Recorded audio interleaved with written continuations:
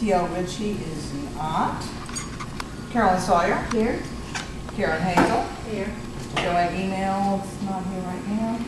And Ms. Lamb. Here. And Ms. Johnston. Here. We have a quorum. Anna Dow's also here. Okay. Approval of minutes from March the 14th. Do we have a motion to approve the minutes? I so read. Do we have, Second. okay, any discussion on the minutes? All in favor? Aye. Opposed? Motion carries. No. No. You welcome the board members. Oh. Okay. No, but I'm going to do that in my presentation. Okay. I have a different version than what you have. First, I'd like to welcome Marion Johnson. Marion Johnson has been very involved in the profession for quite a number of years and has great expertise, and we welcome her to the board. Thank you. Thank you for joining us, Marion. Thank you for volunteering for the duty. As part of my report today, as you know, the board subscribes to the NFPA Journal, National Fire Protection Association Journal. And usually every month they're trying to do an interior design article or an interior finish article. And this one, just reading a couple of it and then I'll pass it around. Finish issues. A nightclub fire raises the question again of hazardous interior finish materials. Like everyone in the fire and life safety community, I was shocked by the recent news of the Kiss nightclub fire in Brazil. I think most of you guys have heard about that. 230 people died. And the fire occurred just on the 10th anniversary of the Station nightclub fire in West Warwick, Rhode Island, that killed 100 people. So the point of this article is that those fires were influenced by interior finish materials. It goes on to say, we know that textiles placed on walls and ceilings can burn very quickly. NFPA 101 includes several types of textile. Welcome, Joanne. We're just getting started. Joanne, I'm reading it. I'm just taking some excerpts from this NFPA article, which deals with finish issues and the nightclub fires that have been, about the recent nightclub fire in Brazil, and then the one previous to that in Warwick, Rhode Island. NFPA 101 includes several types of textile installations with differing requirements. For example, new textile materials on walls and ceilings must have a flame spread index of 25 or less and be installed in a room protected by sprinklers. If the textile only extends 3/4 of the way from the floor to the ceiling, but is not more than 8 feet, 2.4 meters high, the material must have a flame spread index of 25 or less if sprinklers are not installed in the building. So clearly, these kinds of articles are really digging into the depth of what it is that we do that affect health, safety, and welfare. And then I'll pass this around and we'll send out the article to everybody. In conclusion, it says the requirements for interior finish materials are in the Life Safety Code for good reason. Past experience has proven that materials applied to the walls and ceilings of spaces can have a significant effect on fire development. And this has been like the 3rd month in a row that they've focused on interior finish materials. So anyway, I'll pass this around.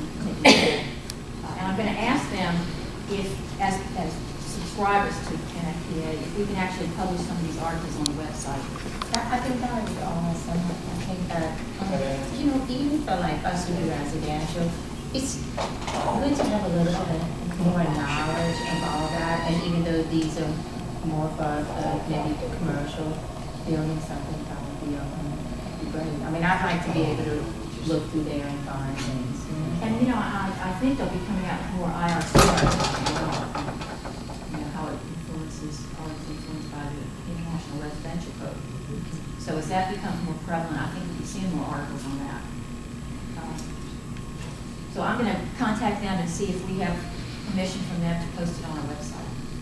And it would be good for them too, because some of our licensees may want to join NFPA. You know, we're personal members as well as the state board members. So I thought that was interesting and very, very much germane. One of the other things I wanted to report on was SEA.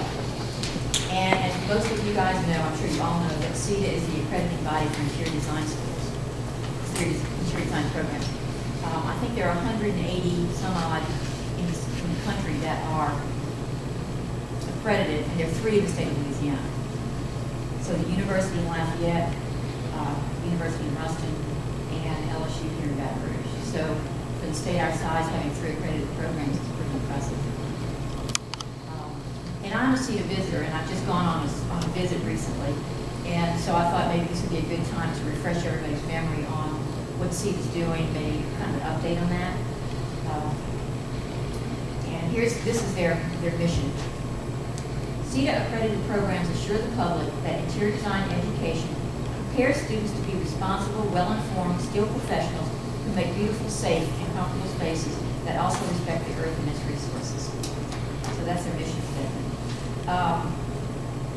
The process is they have what they call a standards committee, and the standards committee does an outreach maybe every 3 to 4 years to get professional input from practicing designers, so that what they're calling for is educational standards reflect what interior designers do in the profession, which is similar to what NCIQ does for the exam. So they come every 3 years and look at updating the standards. They have a board, a CETA board, that actually works with the standards committee to perform it. They annually review it and monitor some relevant issues. This timetable recognizes the continuous development of the practice of interior design, the expanding body of knowledge of interior design, and changes in post-secondary education. The Council for Interior Design Accreditation research informs the standards development process. So the standards are reviewed and approved. Then there is a evaluation form given to the site visitor. It's not the site visitor. What the site visitor does is take the CETA checklist, if you will, and looks at the student work, and there are like 150 what they call indicators. And so there are 150 boxes that you need to evaluate with the student work. So the net result is a certain amount of these need to be in compliance in order for the program to be accredited. So the site visitors review these 150 items, make a recommendation to the Board of Commissioners, and then the Board of Commissioners decides on accreditation. So it's a very exhaustive process in terms of the visitor too, but also in terms of the rigorousness of the program. So and I think LSU was just accredited again last year. It's good for 6 years. How many visitors? There are 3 visitors for every site visit. Usually there's a practitioner, which is usually me, because there are not enough practitioners, and then 2 educators. And they can never be people from the same part of the country, like 2 people from Louisiana could never. Well, actually, that's not true. They can't go to programs in the state. So I would never be sent to LSU or any of the other state programs. Frequently, the visitors have never worked together. On this last visit, there were 3 of us, and none of us had ever met each other. But the fact that you're trained and you know what you're looking for, we divided up the work, and the program didn't know that we had done this before in terms of the 3 of us together. So that's kind of a good thing for training. Everybody has to follow this on that. So I will see what needs to, what the application process is, because some of you guys might want to be involved with site visits. Usually it involves, you usually fly in on Friday, you spend all day Saturday, all day Sunday looking at the student work, spend all day Monday talking to people, looking at facilities, looking at student work, and asking for whatever might be missing information. Because the object is to give every program the maximum amount of information that they can get to us. So anyway, then on Tuesday there's an exit interview with all the faculty and administration. So it's a fairly intense 4-day process there. But we'll have to see about getting you guys involved with this. And I know Sandy sent this out to everybody. This was an article from NCIQ that Charlotte Jensen wrote, which is designer versus decorator. I think everybody got a copy of that. And she sent this to me and passed it back to everybody. The Dictionary of Occupational Titles published by Department of Labor. So so we can look at the definition published there versus maybe what some of our literature says, so we can reflect that in that. And then, of course, the interior design fact sheet, which was developed by the board. So I think we've made some, great progress in terms of getting the information of health, safety, welfare, and the profession out, and continue to try to do so. So pretty much that was my report. Any questions on that? Y'all want to decide visitors? It sounds like it would be really Very interesting. I've done student judging on numerous occasions, and that's always really tough. It's really hard. So I can imagine doing that would be even Well, looking at the harder. student work, I'm just amazed. So much of it is now electronic and digital, and well put together, and just, amazing. Because I like doing the students, reviewing the student work, but also we interview the students. And it's always wonderful to see how enthusiastic they are, and how knowledgeable they are, and how technical savvy they are.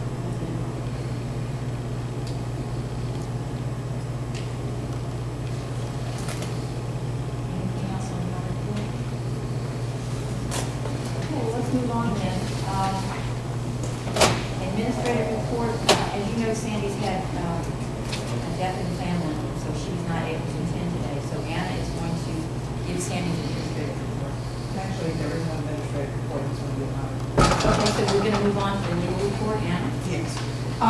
And all I brought was what Deb just talked about, which is the Federal Department of Labor's, what is used by various groups and statisticians as a definition of a profession. If you would, clean out the next meeting, look at that and then compare it to what we've said in the past and how we define it in statute. I think it's a very interesting definition because it defines interior decorators as actually one section of interior design, which is not necessarily how it's always treated from state to state. So again, we'll come back to that, so we hold on to that and make some notes, maybe mark it up, see what you think, and then we can discuss it later as far as whether we want to use that in the future as a definition. And you might want to look at that relative to the fact sheet that you put out. Exactly. See if we need to update it. And this long And that one list of too, things that we exactly. do. Yeah, and I'm not saying this is right, I'm just saying this is what the Department of Labor is using, and it's used by vocational rehab, it's used by educators, et cetera, as far as describing the profession. Anything on the disciplinary report, Anna? No. Moving on to new business, we have a budget report from Karen, and that's in our package, right? Yes. I have a I just want to know what we've done, bring to your attention, under the, interior fees, we have the renewals at 99.8%, so that's pretty good, everybody's looking. That's excellent. Oh, that's great. That's excellent. Yeah.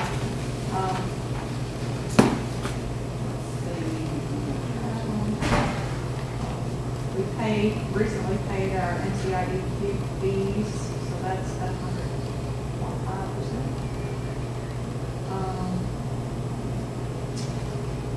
And everything else is pretty much on target with the month we're in, so those are just the, two things on that highlight. Do you have any questions?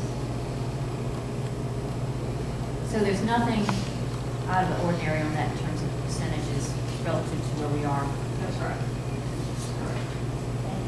Let's, we need a motion to approve the budget as presented in our packages.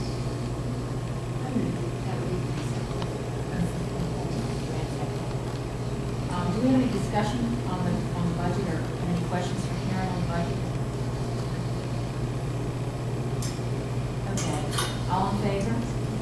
Aye. Opposed? Motion carries. Thank you, Karen. Sorry about that. I missed number C, sorry.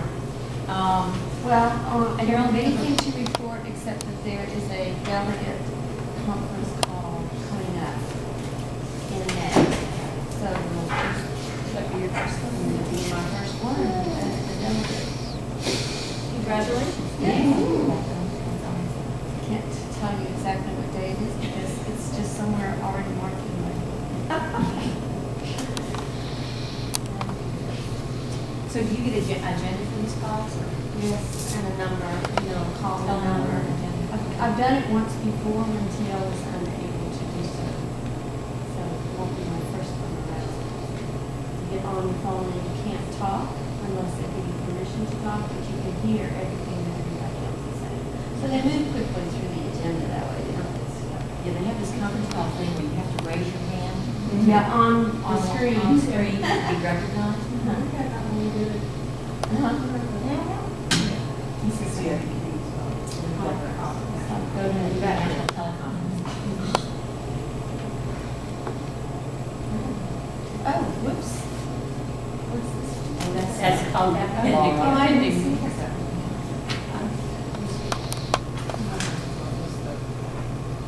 Oh, I'm sorry. We have awarded the Dan Bullen, Marion, every year we award Dan Bullen Scholarship. Who votes on a young professional designer that submits a portfolio and requirements for the board. And this year we have selected someone, and her name is Beverly Godin. And Beverly is now employed in New York, right? So she's not going to be able to accept the award personally. So why don't you pass it around so you can see? We also have a Bob King Educational Award, which you probably have seen the emails on, which is awarded to one of the attendees at our CEUs.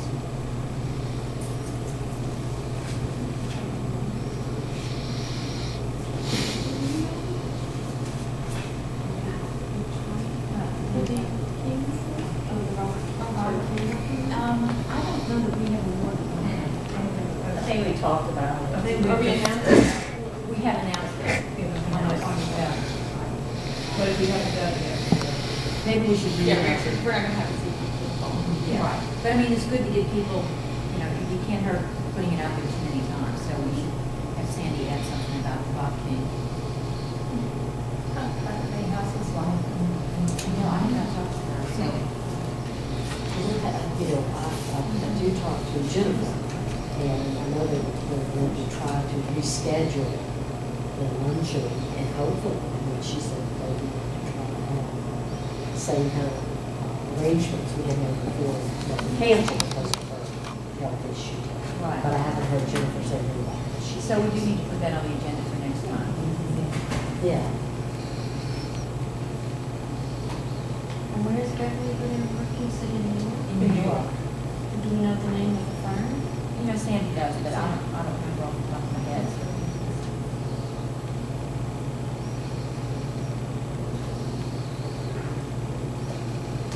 I think it's for the lighting designer that Emily in our office used to work for. It's a lighting designer graduating from LSU. So there seems to be an LSU pipeline going on there, so I think it's one of the, Is she the graduate from LSU? she's a graduate, yeah, because select her. Did she just graduate? In fact, we interviewed her and she said, well, I'm going to New York. Well, okay. If it doesn't work out, call me. Yeah, she'll get home soon. Maybe, but not for a while. So the other thing about the CEU report is that LCID is going to have a CEU on Thursday, May 16th in Metairie. And it will be Don Mining from Texas, which with, what's the name of Don's firm? I think you said that, right? I knew it. I knew it. But it's going to be on aging in place and aging in workplace and historic preservation. So it's going to be a morning session and afternoon session. So I believe the afternoon might be historic preservation, but there'll be an email sent out on that. Just want to mention that, usually I attend the CEUs diligently to make sure that they're represented well. But, my son-in-law's graduation is Okay. I mean, it's good for the board to be at these CEUs so that we can monitor the content and make sure that our constituents are getting what they want. And so anybody, particularly if you're in the area, like please volunteer to go to Metairie. So you'll get I to I it's even have close. my hide if I do. Good point. Good point. Volunteer, I like that. If I'm available, I'll be there too. That's, That's I will be close. there. Yeah, I love You it. gonna be able to come? I think so. I have to just check on it. That's you know the day of the week. Oh, it's a Thursday. Well, Thursday, I think I'll be fine. Yes. It's LSU celebration. They started, Really? yeah, they like platoon them now, so you'll No, have it's a graduation. PhD, but I wonder if that's. Yeah, but they do different groups at different times. over the summer. Or is it that? I think one thing I'll tell you now, because it's an inexpensive hotel and they have good, yeah, they have good food.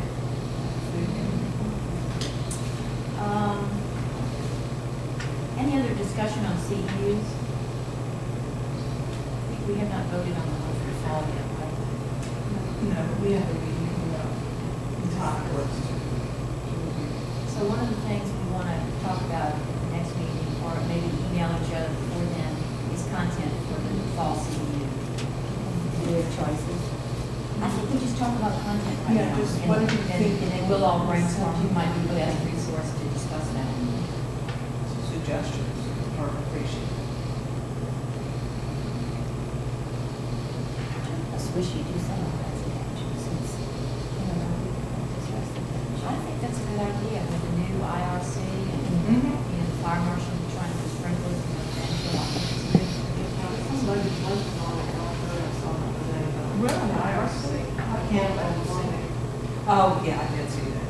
So they do directly involved. Right, So maybe we need to get an expert in IRC. what is it? Is it gonna have anything with sprinklers? No, I didn't see I that. don't know. He brought the sprinklers last year and it didn't go. Well, it was in committee, and Chris called me, what about this? I said, it's stuff residential. But I pulled it up and I read through it, it was just. Okay. So what is it Mechanical called? and plumbing, I don't really know, can't remember, but it was. It wasn't no big anything deal. that They were affected- amending present law or something else. Right. I'll pull it. It wasn't a big Probably deal. to, I had looked at it It originally. was small amendments, they were adding.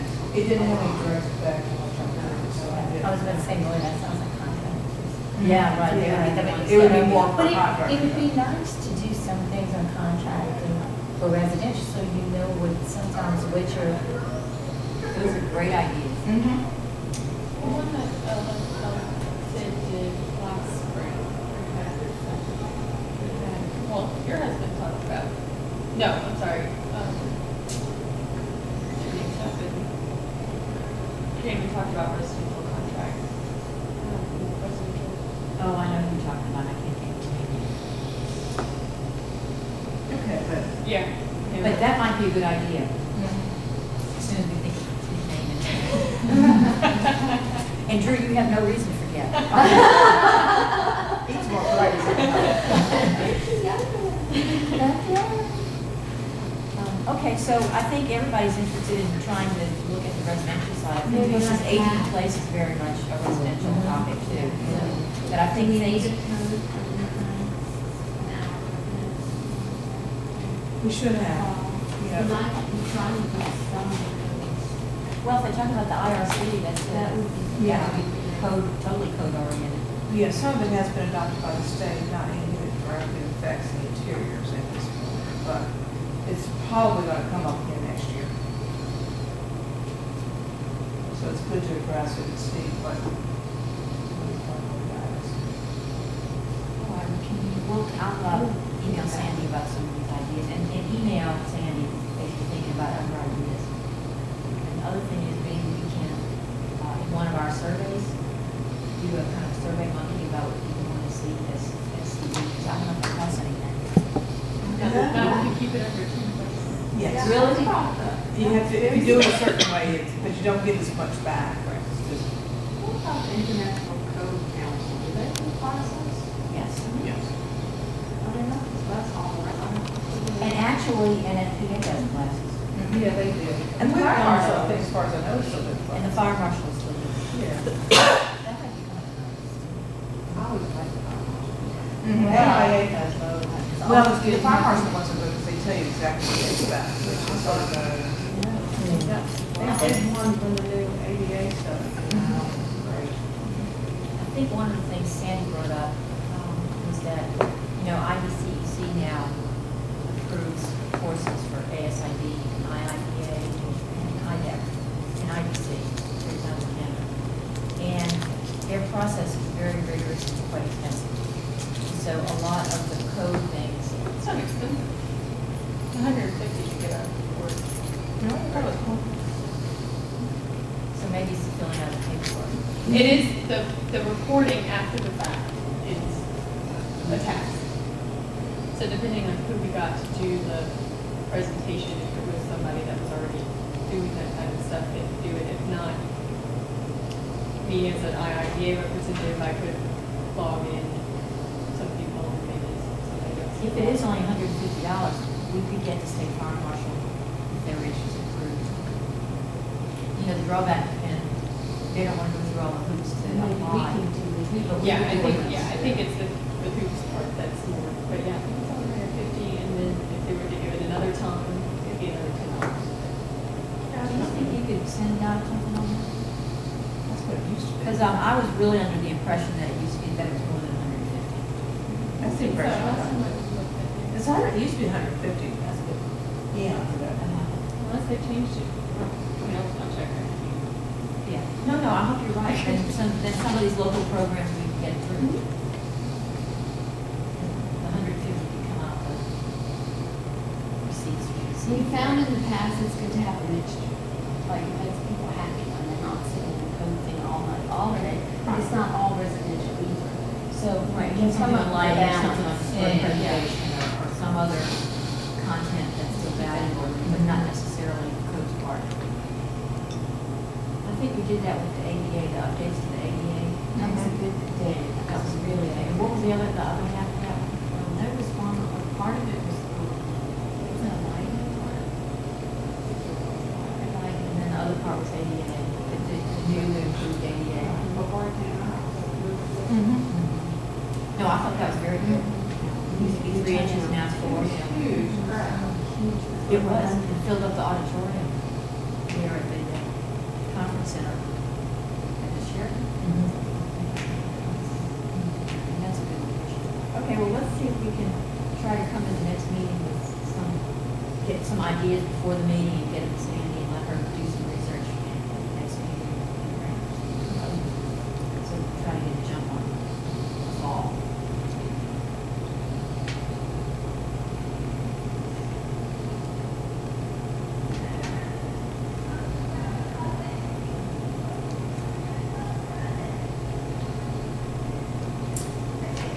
Anything else on CEUs that we want to discuss? Just get information to Sandy for the next meeting. Because I guess also, Mary, we try to hold them in South Louisiana somewhere than in North Louisiana. And sometimes when we piggyback like that, we save money, instead of flying somebody in twice or flying or whatever. Yeah.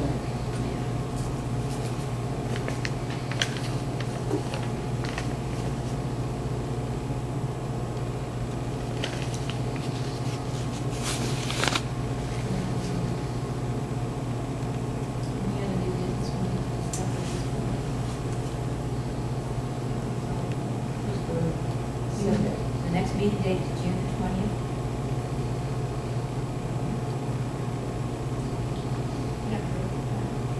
Whose birthday?